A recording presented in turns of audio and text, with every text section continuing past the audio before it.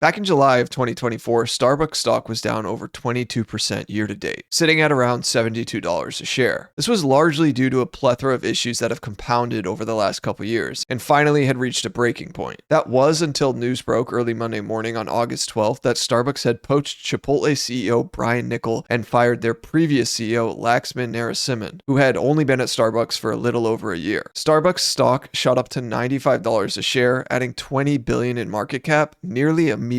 Now, Brian Niccol is largely touted as the genius behind Chipotle's incredibly successful run over the last 8 years. He took over the company in 2016 shortly after Chipotle was dealing with several foodborne illness issues, and as a result, their stock had declined roughly 60%. Activist investors started buying up large amounts of shares of the company and began forcing out founder and CEO Steve Ellis, eventually replacing him with Brian Niccol. Niccol, who had previously helped boost Taco Bell and Pizza Hut sales while he was at Yum Brands, began working at Chipotle and started prioritizing things like mobile app ordering, along with new food safety protocols, and ran several different limited time offerings to engage more customers. All of it really worked, as Chipotle has continued to grow revenue and increase same-store sales for the last several years, all while increasing prices. And yes, this is even in spite of the social media commotion around portion sizes. But the truth is, turning around Starbucks is going to be a much harder task than turning around Chipotle was. The issues at Starbucks are more nuanced than what you may have heard when people tend to bash the company on the internet. The main one being that the coffees are just too expensive. And while high prices certainly play a role, it's not even close to the whole story, as Starbucks has always strived to be a premium coffee brand in whichever country they're operating in. So let's unravel the real reasons for the company's decline, why they always seem to struggle once their founder, Howard Schultz, is no longer at the helm, and why they were willing to pay over $116 million for Chipotle's CEO. First reason for their problems is their decline in revenue and same-store sales. Now, this is the golden metric for a restaurant or retail chain. Essentially, do the stores increase or decrease revenue when compared to a previous time frame, like a quarter ago or the same time a year ago? If this number increases, it indicates the company's growing customer demand. And if it decreases, well, shareholders panic because they think that the company's growth is ending. In the case of Starbucks, their same-store sales have been declining. On July 30th, they reported a 3% decline in same-store sales for their third quarter earnings, which was their second consecutive quarter of declining sales. This was largely driven by a 5% decrease in transactions and a 6% drop in traffic to US stores. But same-store sales in the US did actually increase 2% due to larger ticket volume, which makes sense when everything costs more. The thing to keep in mind here is that for Starbucks, they are a global brand with close to 40,000 stores worldwide and over 16,000 in the US alone. However, just last week, Starbucks pre-announced their fourth quarter earnings, which ended in late September. And spoiler alert, they weren't good. The company's overall same-store sales sank by 7%, and in the US, they saw same-store sales decline by 6%. More concerning for them, though, was the comparable transactions, or otherwise known as traffic to the stores, which had fallen by 10%. And this was even in spite of Starbucks' attempt to offer more promotions or value offerings through their app during this time. These promos didn't change consumers' behavior. The interesting thing I find about this is that this idea of offering value items at Starbucks was something they had never really leaned into before. The idea and execution of it came from former CEO Laxman Narasimhan, who was a former Pepsi exec. And although Pepsi is in the food and beverage industry, it's certainly very different from how Starbucks operates. Pepsi is accustomed to offering different forms of value or promotions when sales aren't hitting their projected goals. Niccol, on the other hand, isn't a believer of offering promotions as a way to get Starbucks back on track. So expect those deals to go away soon, if they aren't already. Offering promotions also doesn't help them position themselves as this premier coffee brand. So how does Starbucks wind up with a declining same-store sales metric? The answer is, well, it's largely driven by China. In the fourth quarter, Starbucks reported same-store sales in the country plunging 14%, with an 8% decline in traffic and a 6% decrease in average ticket size. So not only are people going there less, they're spending less when they do go there. Starbucks blamed the increasing competition in China as well as a soft macro environment. Now, some important context is Starbucks has tried to add to their growth strategy by continuing to build stores in China in an attempt to dominate the coffee market share in that country. However, over the last few years, with the COVID lockdowns being so prevalent over there, it had significantly affected this portion of their business. Now that lockdowns are no longer a concern, many thought the business in China would get back on track, but that hasn't proven to be so. With other Chinese branded coffee companies expanding their footprint, Starbucks has begun to lose market share over there, and this is really where the same-store sales have significantly declined. Prominent Chinese coffee chain Luckin Coffee has surpassed them in revenue and in store count, making many investors weary that Starbucks can return to growth in China. Starbucks will say that they are still the premier coffee and tea offering in China and will continue to focus on their higher end consumer, but that isn't exactly panning out as many consumers there turn to Luckin Coffee for more affordable offerings. Now, Starbucks has around 7,000 stores in China, opening one every 9 hours, with plans to have as many as 9,000 stores by 2025. It will be very interesting to see if they remain steadfast on this plan or decide to pivot due to the declining sales and the brand's identity becoming less prevalent there. Right? We've got a tough macro environment.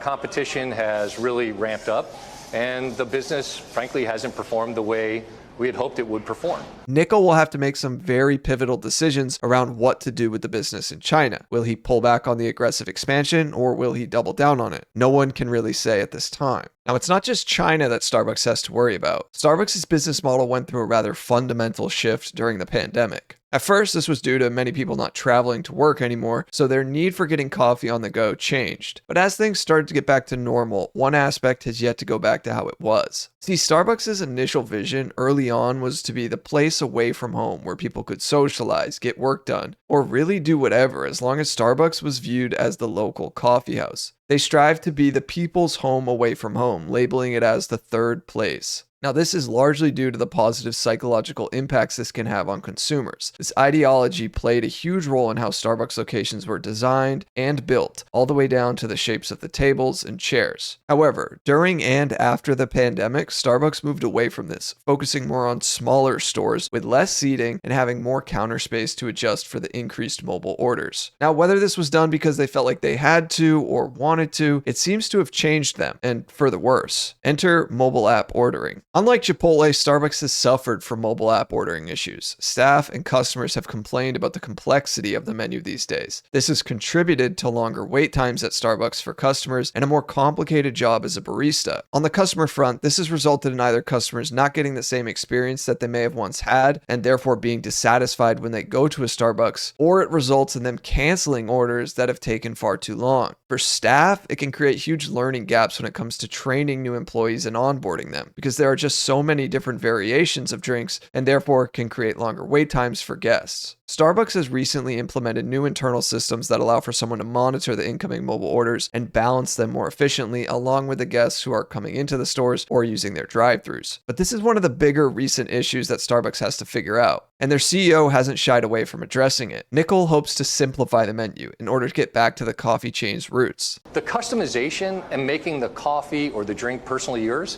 that's something we're going to continue to do, but we are going to put some guardrails on some of the customization because some of it, frankly, ruins the beverage and it really ruins the experience for everybody involved. The longer wait times typically occur during their peak morning hours. If Starbucks is unable to meet demand during these peak windows, they can and have missed out on significant amounts of revenue as a result. The busiest time for Starbucks is generally between 6 and 10 a.m., where more than half of their sales occur, with most of the sales occurring between 7 and 9 a.m. So if the menu isn't simplified and soon, it's going to be hard to see how Starbucks turns it around. Now, on the other hand, while simplifying the menu may improve the experience for guests and employees, it may not be enough to prevent employees from unionizing, as Starbucks has had a pretty rocky past when it comes to dealing with stores that have attempted to unionize over the last several years. In fact, Starbucks has been rather brazen in their strategy to combat employees from doing so. Their founder, Howard Schultz, has been openly negative towards the prospect of employees unionizing, and they've even faced legal trouble with some of the actions that they've taken. Have you ever threatened, coerced, or intimidated a worker for supporting a union? I've had conversations that could have been interpreted in a different way than I intended. That's up to the person who received the information that I spoke to him about. I don't have enough time in this video to fully cover this topic, but it is worth noting though that Nickel is likely not going to be thrilled about any unionization attempts, but he may be able to find some middle ground for employees, especially if he improves the workflow for them. But in regards to Starbucks' turnaround plan, well, it's still the early innings, but Nickel is already carefully using verbiage that signals that he wants Starbucks to identify more with coffee than maybe some of the other drinks that they've been pushing over the last few years. A brewed cup of coffee, that's a highly profitable transaction.